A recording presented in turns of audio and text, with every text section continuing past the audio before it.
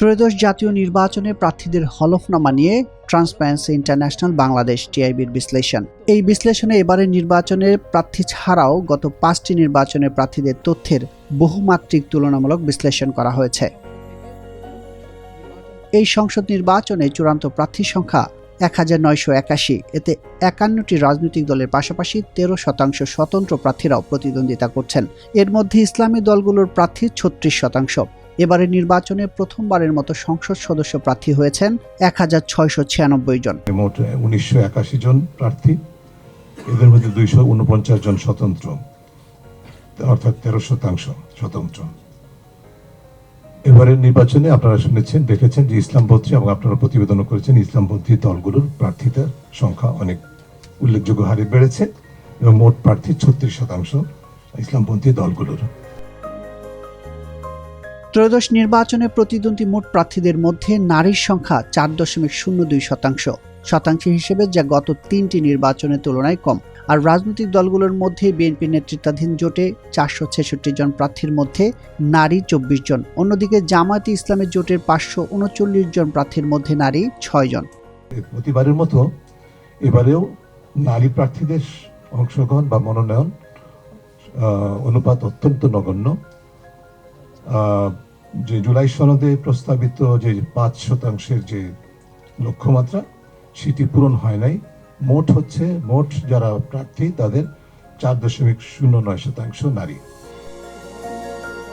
টিআইবির হলফনামা বিশ্লেষণে দেখা যায়, ত্রয়োদশ নির্বাচনে সবচেয়ে বেশি 48.48% প্রার্থী ব্যবসায়ী, 12.61% নিয়ে দ্বিতীয় স্থানে শিক্ষক এবং 11.56% নিয়ে আইনজীবীরা তৃতীয় স্থানে অবস্থান করছেন। প্রার্থীদের আয় বিশ্লেষণ করে টিআইবি জানায়, ত্রয়োদশ নির্বাচনে প্রতিদ্বন্দ্বী প্রার্থীদের 124 জনের বাৎসরিক আয় কোটি টাকার উপরে। তবে 3,75,000 টাকার নিচে আয় করেন এমন প্রার্থীর সংখ্যা অন্তত 550 জন। সম্পত্তির হিসাবে দেখা যায়, এবারের নির্বাচনে অংশ নেওয়া প্রার্থীদের মোট অস্থাবর সম্পদের পরিমাণ 6,188 কোটি টাকা, যার মধ্যে 100 কোটি টাকার উপর সম্পদ আছে 27 জনের, আর 1 কোটি টাকা সম্পদ আছে 1166 জনের। অস্থাবর সম্পদের দিক থেকে সবচেয়ে বেশি সম্পদের মালিক চাঁপাইনবাবগঞ্জ 2 আসনের বিএনপি প্রার্থী মোহাম্মদ আমিনুল ইসলাম। তার সম্পদের পরিমাণ 599,70,00,000 টাকা। দ্বিতীয় অবস্থানে আছেন ব্রাহ্মণবাড়িয়া 1 আসনের স্বতন্ত্র প্রার্থী SAK একরামুজ্জামান। তার সম্পদের পরিমাণ 414,01,00,000 টাকা। শীর্ষ 10 সম্পদশালীদের মধ্যে 7 জনই বিএনপির প্রার্থী।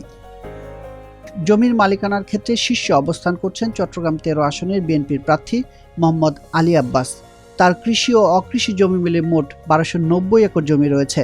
জমির মালিকানায় দ্বিতীয় অবস্থানে আছেন দিনাজপুর 5 আসনের জামায়াতের প্রার্থী মোহাম্মদ আনোয়ার হোসেন। তার জমির পরিমাণ 236.88 একর। যদিও বাংলাদেশে বৈধভাবে জমির মালিকানার সীমা 100 বিঘা।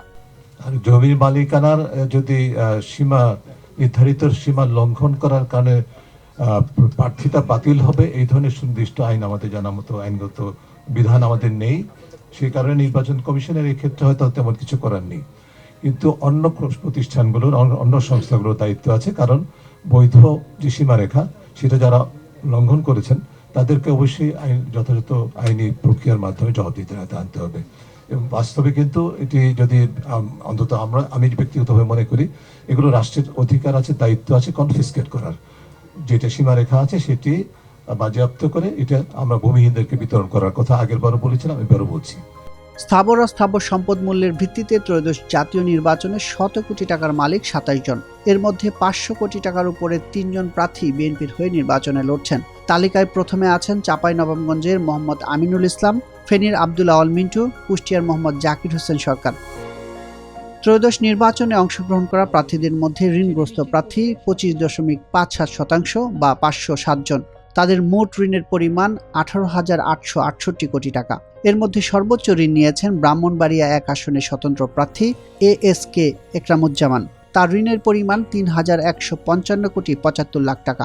দ্বিতীয় স্থানে আছেন হবিগঞ্জ 4 আসনের বিএনপির প্রার্থী SM ফয়সল। তার ঋণের পরিমাণ 2,041,48,00,000 টাকা।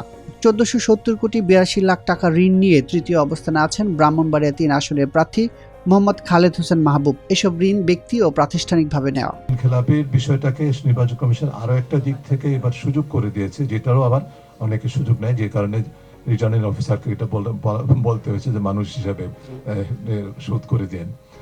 এটি তার বলার কথা না, বলা উচিত ছিল, তার অবস্থানটা সুদৃঢ় থাকা উচিত ছিল।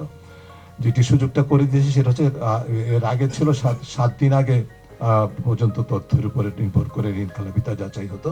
এবার সেটাকে একদিন আগে আনা হয়েছে, অর্থাৎ ফ্লেক্সিবিলিটি যোগসাজশের মাধ্যমে খেলাপি ঋণকে খেলাপি তালিকাভুক্ত থেকে সরিয়ে নেওয়ার সুযোগ সৃষ্টি করে দিয়েছে নির্বাচন কমিশন। অর্থাৎ ব্যবসা ভিত্তিক রাজনীতির কাছে নির্বাচন কমিশন জিম্মি হয়েছে। টিআইবি জানায় এবারের নির্বাচনে 21 জন প্রার্থীর দ্বৈত নাগরিকত্ব ছিল, যা তারা ত্যাগ করেছেন। কিন্তু নির্বাচনে বৈধ প্রার্থী হয়েছেন এমন প্রার্থীর মধ্যে কমপক্ষে 2 জনের ব্রিটেনের নাগরিকত্ব রয়েছে বলে জানায় টিআইবি। এবারে 21 জন প্রার্থী যাদের বিদেশি রাষ্ট্রের নাগরিকত্ব গ্রহণ এবং পরিত্যাগের তথ্য তারা হলফনামার মধ্যে দিয়েছেন। কিন্তু কমপক্ষে 2 জন প্রার্থী সম্পর্কে আমাদের তথ্য আছে, নির্ভরযোগ্য তথ্য, যে তাদের দ্বৈত নাগরিকত্ব ছিল বা আছে, তা সত্ত্বেও হলফনামায় উল্লেখ করেননি,